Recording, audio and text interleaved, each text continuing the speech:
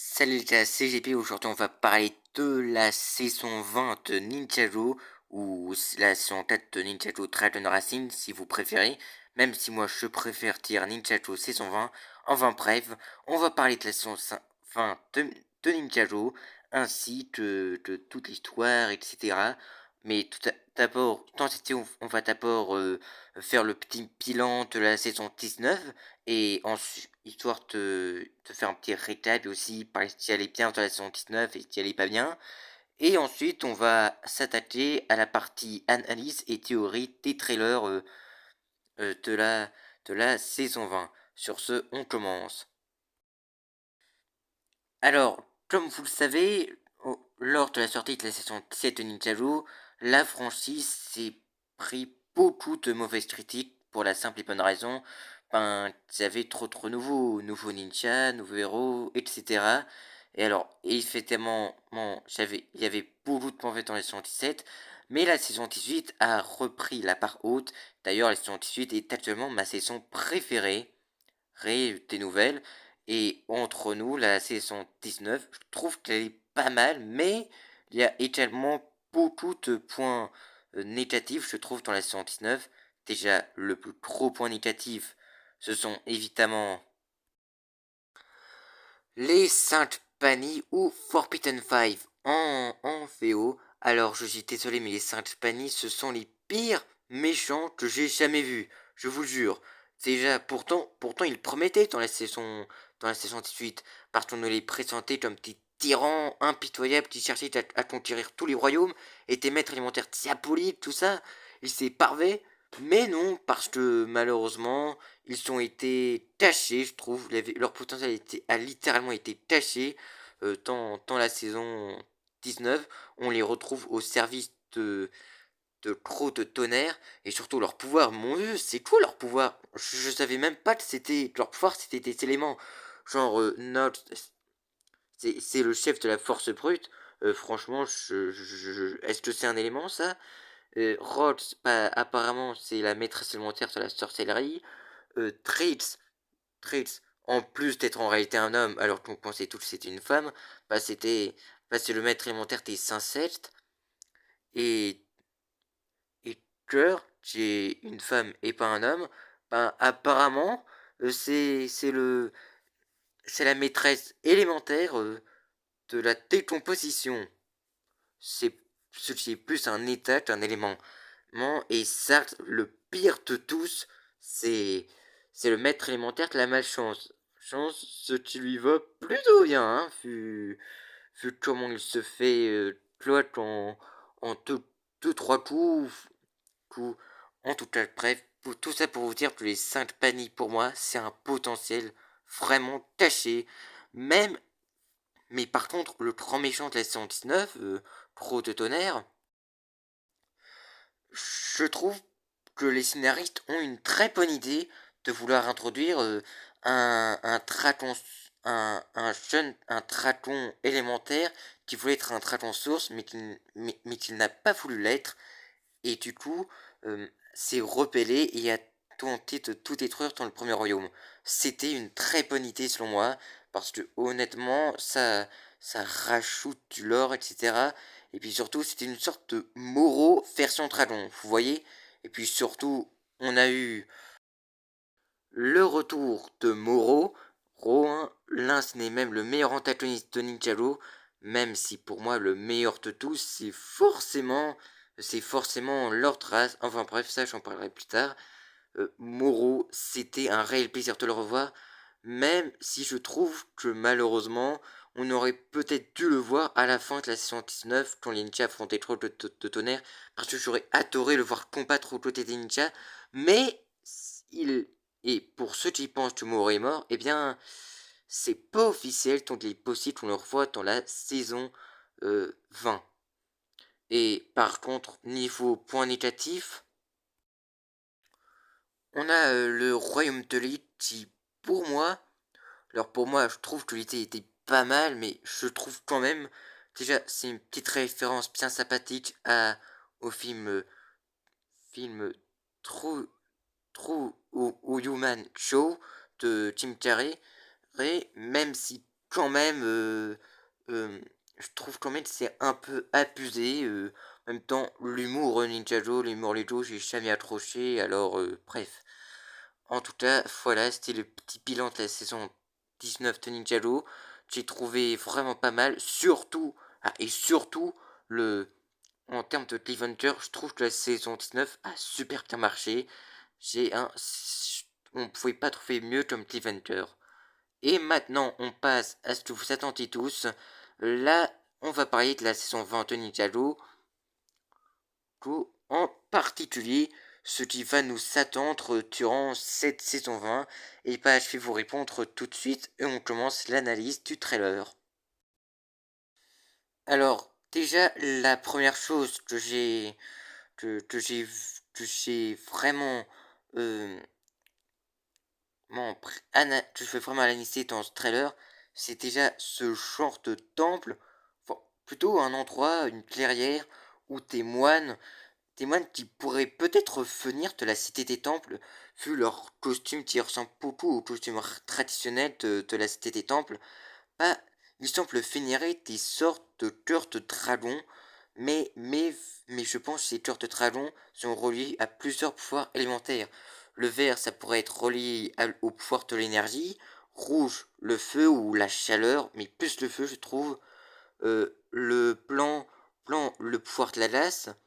Le, le doré, je pourrais peut-être penser le pouvoir de la lumière, ou peut-être le pouvoir élémentaire terre d'autre chose. Et le violet, alors je pense que c'est le pouvoir de la destruction, ou peut-être un autre pouvoir élémentaire, genre de la métamorphose, mais je pense plutôt qu'il s'agit de pouvoirs élémentaires en lien avec les dragons sources.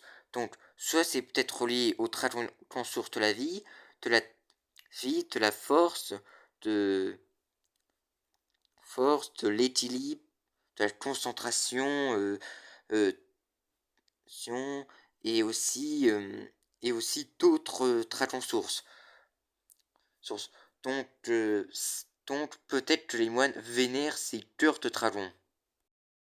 Et apparemment, ces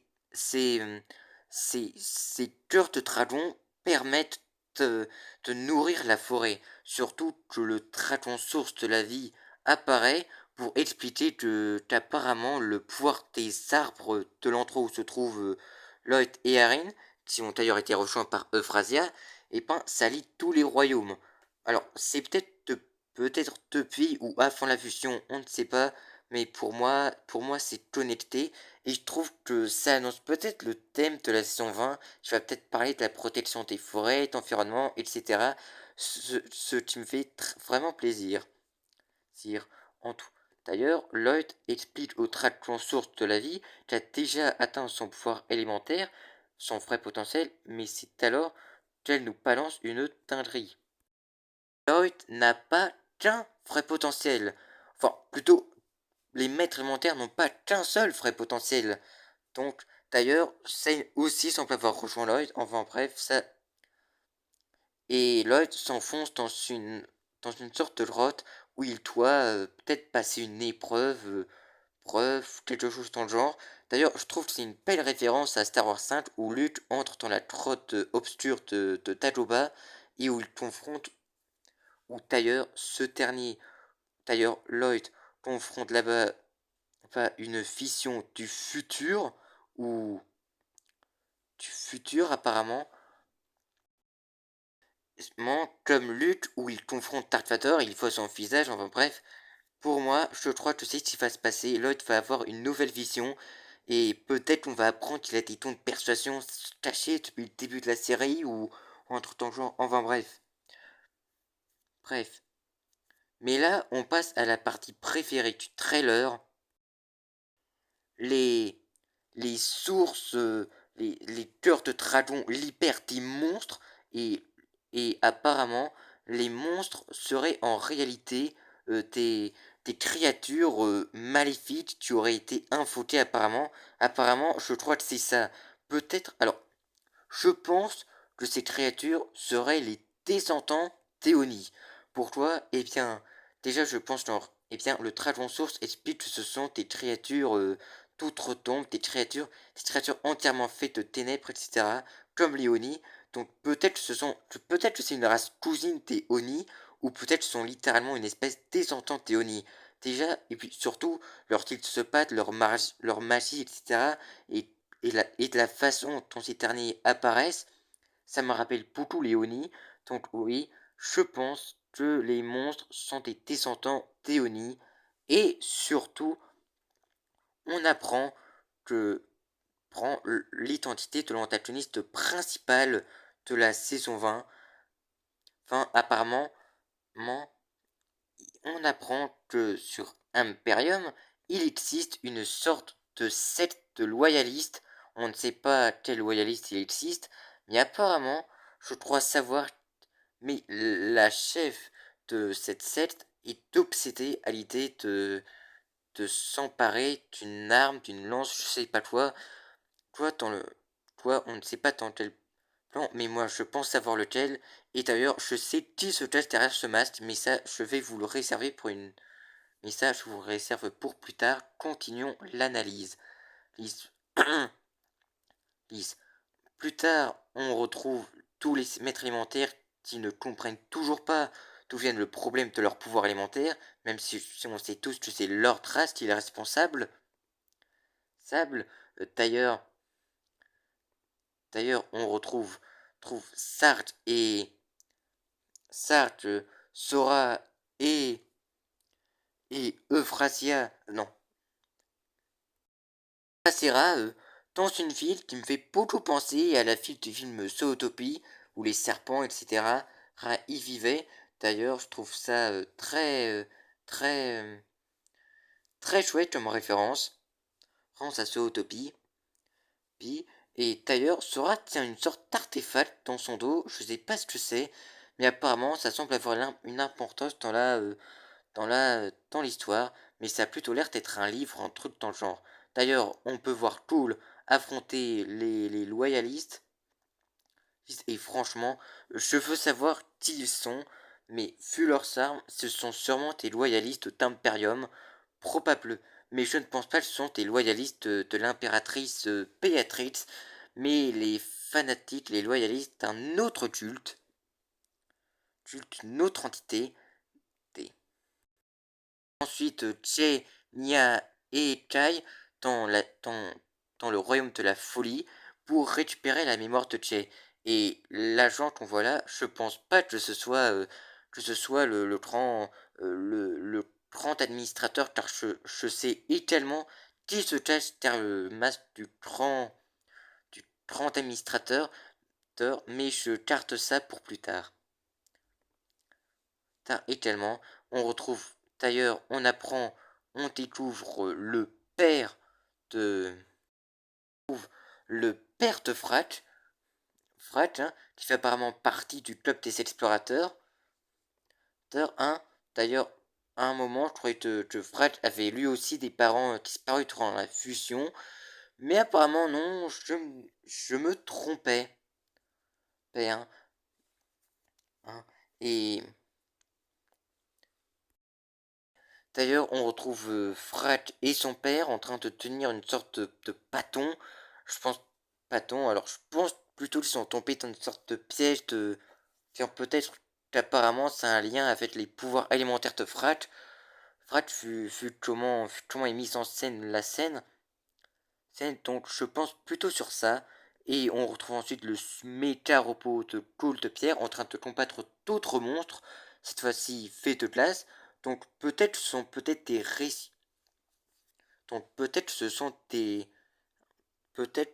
des sortes de descendants Oni que les Oni ont créés dans le but de rivaliser avec les dragons durant les guerres draconiques. Mais je trouve, mais enfin, et d'ailleurs d'ailleurs on peut après, ça s'enchaîne sur scène de combat, etc. Vous voyez le genre. Et enfin,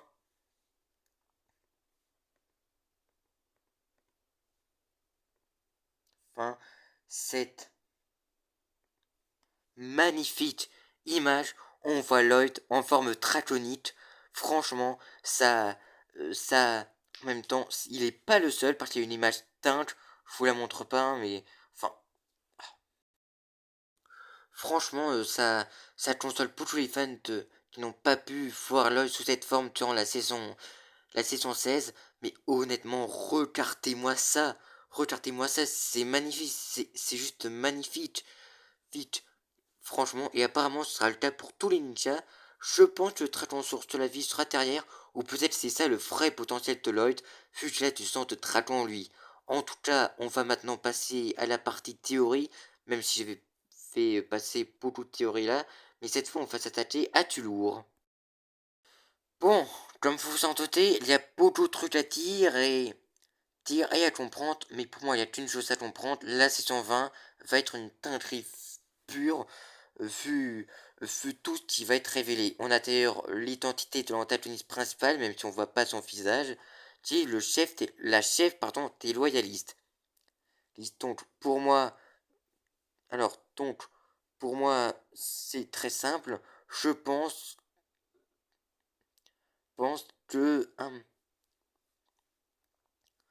pense en réalité. Alors, on va maintenant passer aux théories. Et pour moi, la chef des loyalistes serait Harumi. Oui, oui, ce serait Harumi, la chef des loyalistes, pour la simple et bonne raison que déjà un masque, une capuche, porte un masque, on ne connaît pas sa voix, etc. Tu m'en VO, ça vous rappelle pas quelqu'un, tout simplement le personnage d'Harumi.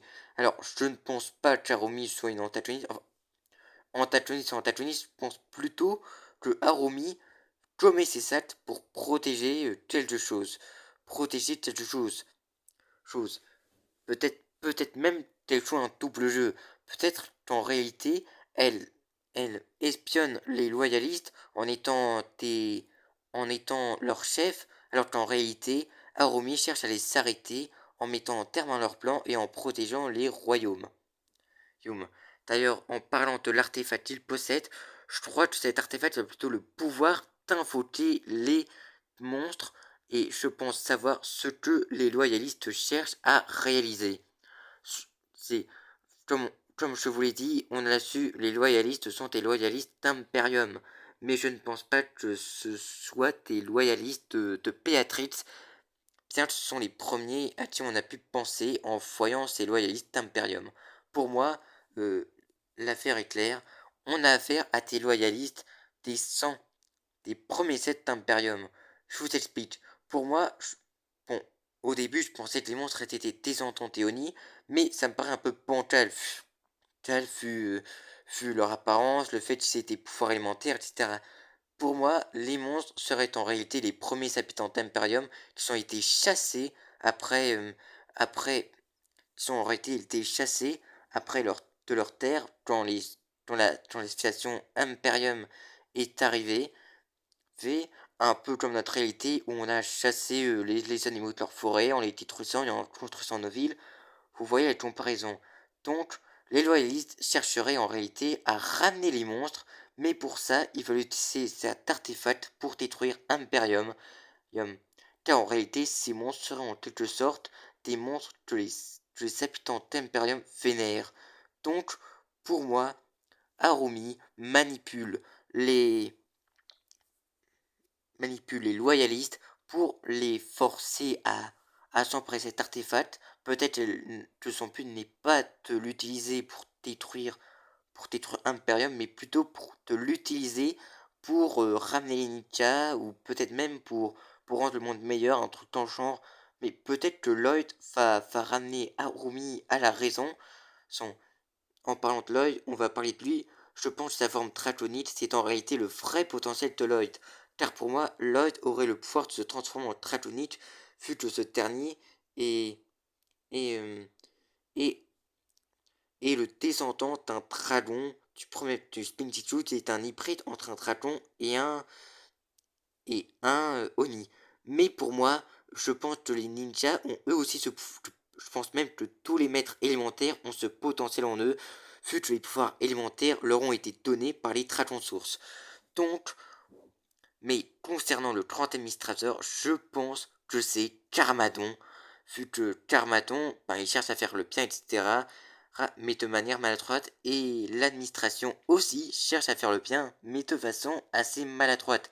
D'ailleurs, le 30 administrateur semble connaître ces jets, donc ça peut très bien coller. Donc, et concernant Lord Ras, je pense qu'on aura affaire à lui à la toute fin de la saison 4, où les ninjas vont tenter de l'arrêter et font libérer leur maître. Mais bon, je préfère charter ça pour une autre vidéo, vu que là on a essentiellement parlé de la partie 1 de la saison 20, fin de Ninjago. Sur ce, la vidéo est terminée. Abonnez-vous, etc.